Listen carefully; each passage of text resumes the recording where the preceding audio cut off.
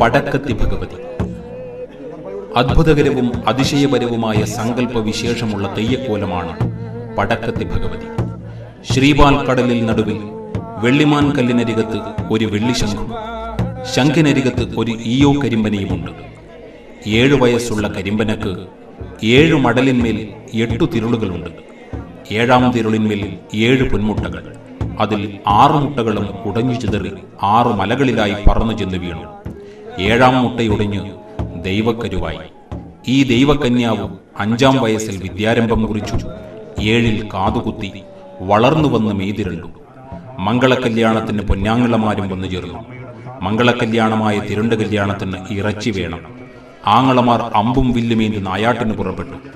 മറുകരയിലെ മച്ചുനിയന്മാർ ഈ വിവരമറിഞ്ഞു ചെന്ന് വഴിതടഞ്ഞു. നായാട്ടു കഴിഞ്ഞെത്തുന്ന മച്ചുനിയന്മാരോട് മാൻകൈയും മാൻതലയും തങ്ങൾക്ക് വേണമെന്ന് ശഠിച്ചു. കൊടുക്കാത്തതിനാൽ മച്ചുനിയന്മാർ 6 സഹോദരങ്ങളെയും കൊന്നുകളഞ്ഞു. പൊന്നാങ്ങളമാരുടെ മരണവാർത്തയെറിഞ്ഞ ദൈവകന്യാവ് ആഭരണങ്ങളെല്ലാം പറിച്ചെറിഞ്ഞ് തറ്റുടുത്ത് തപസ്വിയായി പുറപ്പെട്ടു. മച്ചുനിയന്മാരുമായി പടപൊരുതി അവരെ മുഴുക്കെ വധിച്ചു കളഞ്ഞു. പിന്നീട് ഒരു രണദേവതയായി മാറി യാത്രയാരംഭിച്ചു.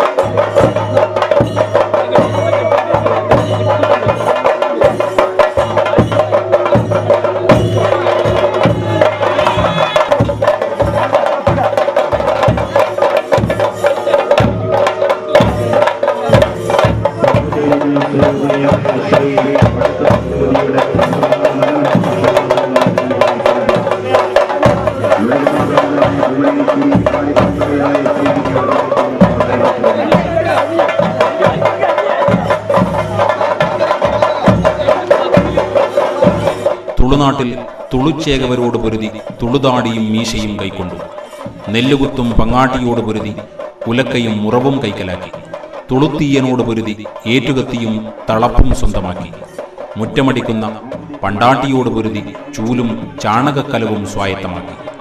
ഇന്ദ്രന്റെ വെള്ളാനയോട് പൊരുതി തുമ്പിക്കൈയും കൈവശപ്പെടുത്തി.